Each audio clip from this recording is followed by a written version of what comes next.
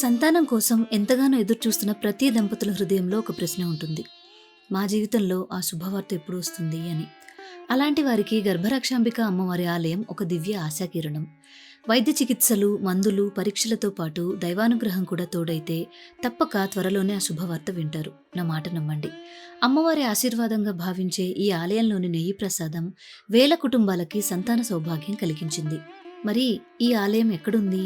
ఆలయ స్థల పురాణం, అమ్మవారిని ఎలా పూజించాలి, సంతాన ప్రాప్తిని కలిగించే నెయ్యి ప్రసాదాన్ని ఆన్లైన్లో ఎలా ఆర్డర్ చేసుకుని ఇంటికి తెప్పించుకోవాలి, ఎలా వాడాలి మొదలైన అన్ని విషయాలను ఈ వీడియోలో తెలుసుకుందాం.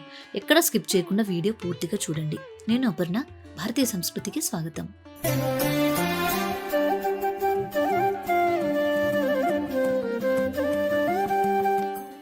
గర్భరక్షాంబిక ఆలయంలో అమ్మవారు స్త్రీలలో గర్భ సంబంధిత లోపాలను తొలగించి సంతాన ప్రాప్తిని కటాక్షించే తల్లిగా వెలిసింది.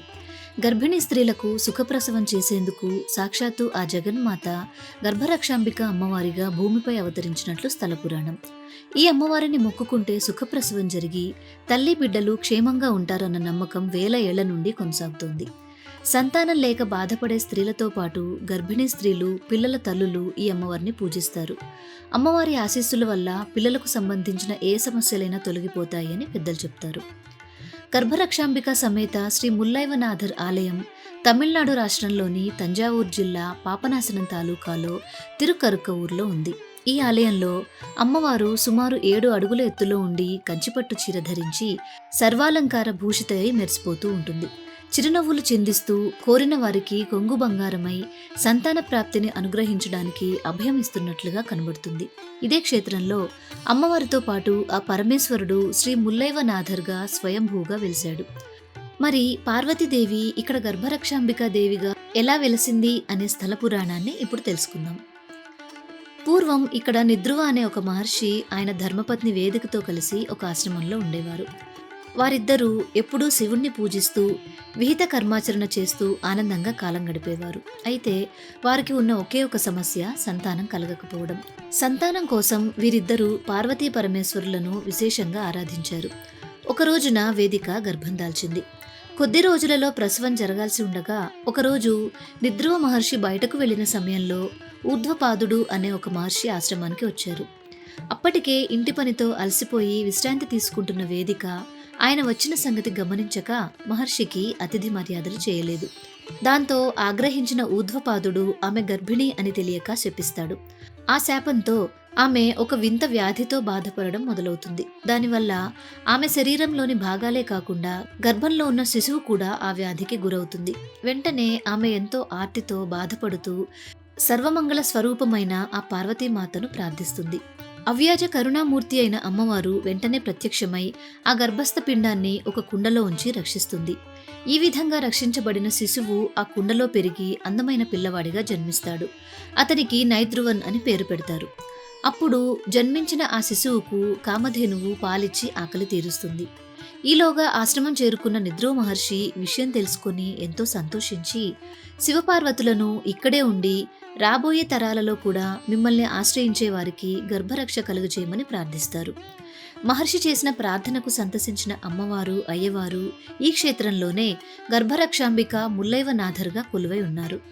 ఇప్పటికీ అమ్మ అనుగ్రహంతో ఈ క్షేత్రాన్ని దర్శించిన గర్భిణీ స్త్రీలకు ఎంతో చక్కగా సుఖప్రసవం అయ్యి మంచి పిల్లలు పుడతారు. ఈ క్షేత్రంలో అమ్మవారిని సేవిస్తే ఎన్నో ఏళ్లుగా పిల్లలు లేని వారు కూడా గర్భం దాలుస్తారు.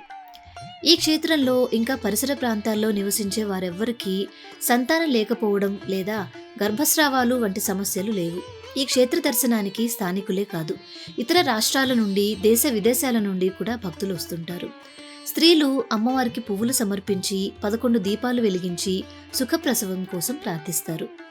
పిల్లలు లేని వారికి శివపార్వతుల దగ్గర ఉంచి వారి గోత్రనామాలు, నక్షత్రం ప్రకారం అర్చన చేసిన నెయ్యిని ప్రసాదంగా ఇస్తారు. ఆ నెయ్యిని దంపతులు ఇద్దరూ 48 రోజులు నిద్రించే ముందు సేవిస్తే గర్భంలోని దోషాలు పోయి తొందరగా గర్భం దాలుస్తారు. గర్భిణీ స్త్రీలు గర్భరక్షాంబిక అమ్మవారి ఆలయంలో ఇచ్చే ఆముదం ప్రసాదాన్ని 6వ నెల నుండి ప్రతిరోజు, ఇంకా నొప్పులు ప్రారంభం అవ్వగానే పొత్తి కడుపుపై రాయడం వలన సుఖప్రసవం జరిగి తల్లి బిడ్డలు క్షేమంగా ఉంటారు అని భక్తుల నమ్మకం.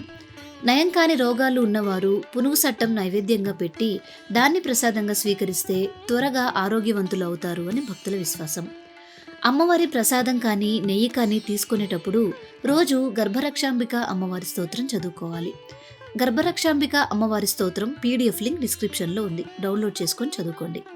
గర్భిణిగా ఉన్న స్త్రీలు ఆ సమయంలో ఈ క్షేత్రానికి వెళ్ళలేకపోయినా వారి భర్త కానీ ఎవరైనా బంధువులు కానీ ఆ క్షేత్రం దర్శించి ఆమె పేరు నక్షత్రం మీద సంకల్పం చేయించి ఈ నూనెను తెచ్చుకోవచ్చు. అంతేకాక సంతానం కావలసిన స్త్రీల యొక్క జన్మ నక్షత్రం రోజున ప్రతి నెల అర్చన కూడా చేయించుకోవచ్చు.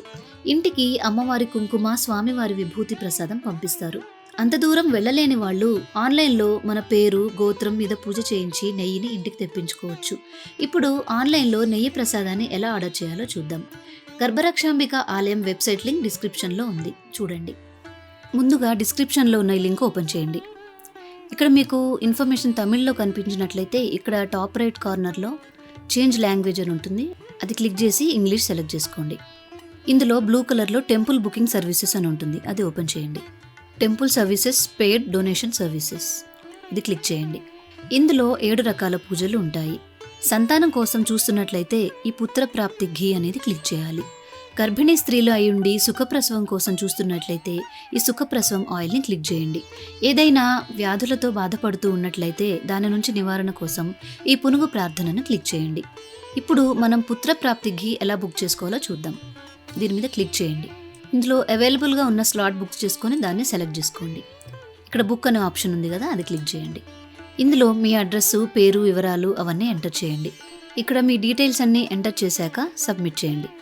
ఇక్కడ మీ పేరు, మొబైల్ నంబర్, ఈమెయిల్ అన్నీ ఒకసారి చెక్ చేసుకొని పేమెంట్ చేయండి. ఈ స్టెప్ తర్వాత మీకు నెయ్యి ప్రసాదం బుక్ అయినట్లుగా అక్నాలెడ్జ్మెంట్ కనిపిస్తుంది. ఇలా ప్రసాదం బుక్ చేసిన తేదీ నుండి 7 రోజుల తర్వాత పంపిస్తారు. అందిన ప్రసాదాన్ని అరకిలో నెయ్యితో కలిపి దంపతులు ఇద్దరూ కలిసి నిద్రించే ముందు అరచేతిలో పెట్టుకుని నేరుగా సేవించాలి. ఇలా 48 రోజుల పాటు తప్పకుండా పాటించాలి. మధ్యలో 3 రోజులు ఇబ్బంది కలిగితే స్నానం అయిపోయాక తిరిగి ప్రారంభించవచ్చు. అయితే ఇలా అమ్మ అనుగ్రహంతో ప్రసవం అయిన తర్వాత వీలు చూసుకొని ఆ దంపతులు పుట్టిన పిల్లవాడిని తీసుకువెళ్ళి అమ్మవారి ఎదురుగా ఉన్న ఒక వెండి ఉయ్యాలలో పిల్లాడిని పడుకోబెట్టి అమ్మవారి దర్శనం చేసుకోవాలి. అలా చేస్తే ఆ పిల్లలపై కూడా అమ్మవారి అనుగ్రహం ప్రసరించి దీర్ఘాయుష్మంతులై ప్రయోజకులవుతారని భక్తుల విశ్వాసం. గర్భరక్షాంబిక ఆలయం తంజావూరు నుండి కుంభకోణం వెళ్లే మార్గంలో కుంభకోణం పట్టణానికి 20 కిలోమీటర్ల దూరంలో ఉంటుంది.